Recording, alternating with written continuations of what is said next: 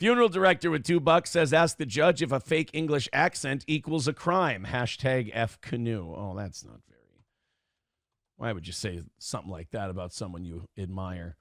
Aaron dies in a Baldo accident. McBuster says, what if Lemmy kills Kiki? Hasn't Lemmy been killing Kiki on a regular basis, broadcasting-wise? Then Kiki would be relevant to the polycule story. Until then, Kiki doesn't deserve a cliff note in the polycule story. Well, she's not in it. She's not in the polycule story. It would really just kind of be the four of us and some peripheral characters, if you will. We know Grandpa was in town a few weeks of the Coke stream. Guy was supposedly driving the kids 80 miles a day. He had to have seen the house. Nick's dad was at the house a few times. I remember around tax time when Nick's dad came over, I was standing at the entryway with him. And I think he was either picking up the kids or dropping. I think he was picking up the kids. This was, I think, the last week I was there. When's taxes? April 15th? Yeah, this was the last week I was there. And Nick's dad came to pick the kids up or drop them off again. I don't want to say for sure because I can't remember. And he yelled at Nick about doing his tax. He's like, now do your goddamn taxes. That he said something to the effect of, I don't want to, this isn't a quote, but he said, that's why I'm up here, to make sure you do your taxes. So it was something about, I don't know if Nick's unreliable with doing his taxes or what, but his dad pointed at him and said, do your goddamn taxes. And Nick's like, I'm going to. I thought that was weird. I didn't know what the fuck that was all about. I'm sure he did his taxes. But yeah, he was up. And then we went to dinner the next day. So that was the week I like, because I think that night was the night that Kayla and Nick started fighting regarding me. And then Kayla's like, he's really fucking mad. I don't know if you should be here. I don't know what's going on. And I'm like, why don't I take off? If you guys are going to, she's saying, okay. And I'm like, I'm leaving. And Nick's like, no, you stay here. You don't leave just because she says you can leave. And I'm like, dude, I'm going to dip out. Don't be stay here. I'm like, I'm going to go. So Kayla and I thought, I'm going to go. Maybe that'll diffuse things a little bit. Because Nick was mad at Kayla that Kayla forgave me for the proverbs thing. Remember when I said I read the proverbs? I didn't read the proverbs. Kayla forgave me for that. Nick was mad because he didn't think Kayla would forgive him for not reading the proverbs or some stupid coked out shit. And so they were fighting about that. And I thought, well, if I'm the problem, why don't I just remove myself? Maybe that'll make her night a little easier. April was at the doctor for another sinus infection. She came back. And then those two were yelling at each other. And April looks at me. She goes, what's going on? I go, shh, because they're screaming at each other. I'm like, I can't focus on just craziness. And then April goes, you just don't give a shit about me. I'm like, what is going on? Like, April came in. What are they doing? And I'm like, shh, hold on. And April's like, you don't care about me. And then she goes into the bathroom. I'm like, what? Don't go in there. That's where the pain is. You just got back from a sinus infection. What are you doing? That's why this keeps happening to you. It was a wild night.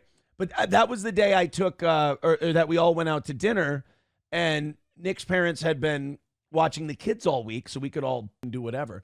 And nobody, like, Nick wouldn't pick up the tab for dinner. His parents had been watching the kids all week, so I picked up the tab and was like, thank you for watching the kids, by the way. Did it never occur to the man to send the Ricada children on a trip with Grandma while he and whoever else sat Nick down for an intervention? Just before the arrest, one of Kayla's family members reached out to me, and we basically came up with the plan of, if I can get her away from the house, would you meet me and we could talk to her about getting some help? And then it didn't matter because the next morning they got arrested. So, whoop. Everything that Nick and Aaron have said suggests that while Kayla's family worked to get Kayla and the kids out of the drug den, Nick's parents have been enablers of him and his degeneracy. I don't think they knew. I mean, who knows whose brain goes to that, right? Like, whose brain goes to that point? All right. So this is MN Public Records. He says, interesting new matter of public record attached. Not all that new, as it's from the first hearing in May. But now that the court reporter got around to completing the requested transcript that Frank now says he wants to use as an exhibit at trial, it's an interesting read for whatever he thought would be useful while we wait around for the trial. Nick's dad likely saw the house shortly before the arrest. I only know he saw it like early April. But it was disaster. Like, it was a nuclear bomb. It was disgusting. There was one time after I left that I saw the house. Kayla had showed me. It was worse. It had gotten worse in the week or so that I was out of there. It was quite a bit worse. Should have saw the interaction between Nick and I. He walked by in the kitchen, he goes, and I went, I don't think we liked each other anymore. Bob likely saw the house shortly before the arrest, but as is often the case throughout this saga, it gets worse. Oh, no. Now we see the new revelation of the state's concerns that both sets of grandparents were in the home the week before the removal, such that they would have seen firsthand at least the disgusting state of the home, if not various telltale signs of ongoing drug use. May I defend both sets of grandparents here? This is where I think I can be valuable. This is where I don't think I'm just gossiping. Like, I've got an insider's perspective. Now, I don't know. It seems like with all the documents I've read, it seems like things got worse for all three of them in the 6 weeks I was gone. Like, the guy who bothered them about drugs was gone so they could go crazier. Like, April having Coke and cards out on the nightstand is not something. It was never that brazen. It never left the bathroom unless it was, like, taken to a hotel. In defense of Kayla and Nick's parents, when they came over, I never saw them come further than the entryway. One time I think I saw his mom in the kitchen, but like usually they didn't leave the entryway. So you can maybe see like the disgusting state of the living room and maybe like how messy the kitchen was, maybe. But for the most part, like there would have been no signs of drug use other than their own children's behavior that the parents would have seen. They would have just seen a messy house, which, you know, how old do your kids have to be before you stop telling them clean your house? You know, I don't really know if that's their place. But all right. They would have seen firsthand the disgusting state of the home, causing the state to want someone that is more versed in identifying these symptoms to be supervising parental visitation instead of just trusting the grandparents to handle it. Just how willfully ignorant would both sets have to be to see firsthand the state of the house in mid-May and do nothing about it? Or could it be that at least one set, if not both, did do something about it? So the state didn't go for that argument. All right. Other neat highlights include Nick's characteristically reveling in the chance to hear the sound of his own voice for a multi-page soliloquy, even though his court-appointed attorney sitting right there was supposed to do the talking, or his second soliloquy rambling about how best to put a stop to some sort of state-connected big bad leaker boogeyman or whatever, or a laugh at Nick's Herculean work ethic that used all the time from the May 24th release to the May 28th hearing to only get the home much cleaner than what was initially found, as opposed to objectively clean. You know, I will say this, that home was in such a shit show state, it could have taken 4 days just to see the floor again. Just the amount of clothes that would have needed to be processed through the wash machine. I don't know if 4 days running that machine continuously would have been able to get it back to where it needs to be. And then just the sheer amount of clothes that would need to be folded in the living room just so you could see the floor again. And then vacuuming, forget that. Those carpets were shot, dude. The much cleaner, or his echoing the Mayor Cope stream with the audacity to say a judge with a straight face that there's no indication other than a statute about any child endangerment or parental drug use in parenting's vicinity ever having taken place, despite all the evidence to the contrary. I mean, especially if they're, I don't know what's in their pockets at all time, but if they're carrying vials and bullets on them, you know, I mean, there was, I don't know if it was always in Kayla's purse, but Kayla had a tray that was always full. And I know that when we went places, it would be in her purse.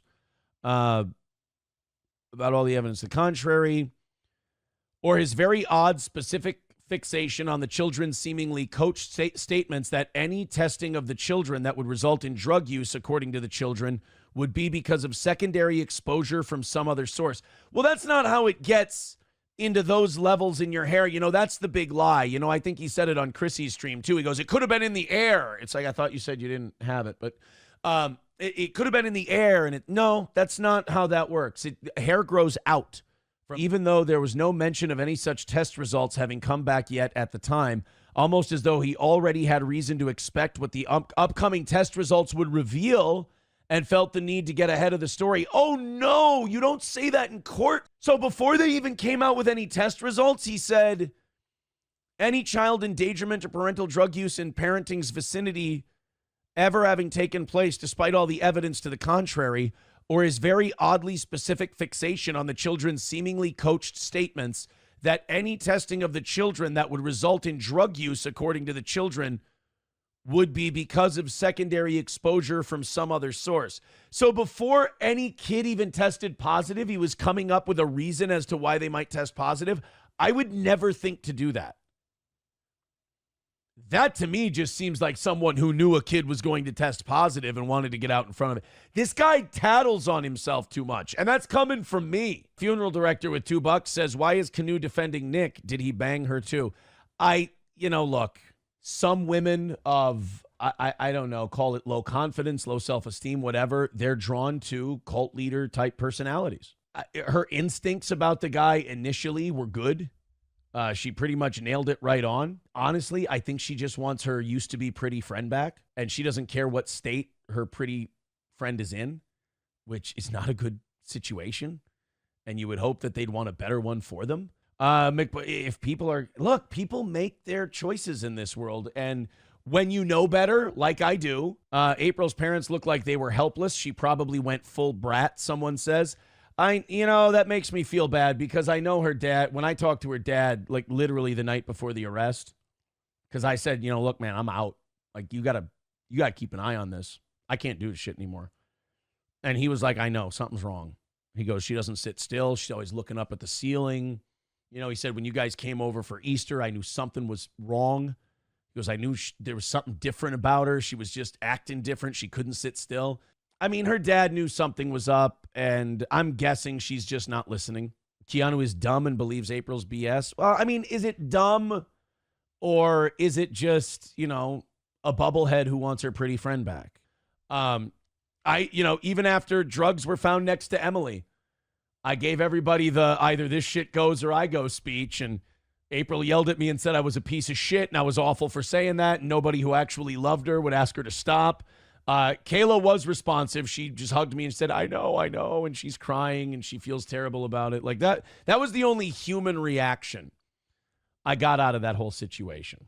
The word hopeless comes to mind when it comes to really all three of them. Hopeless. That would be the best adjective I could go with.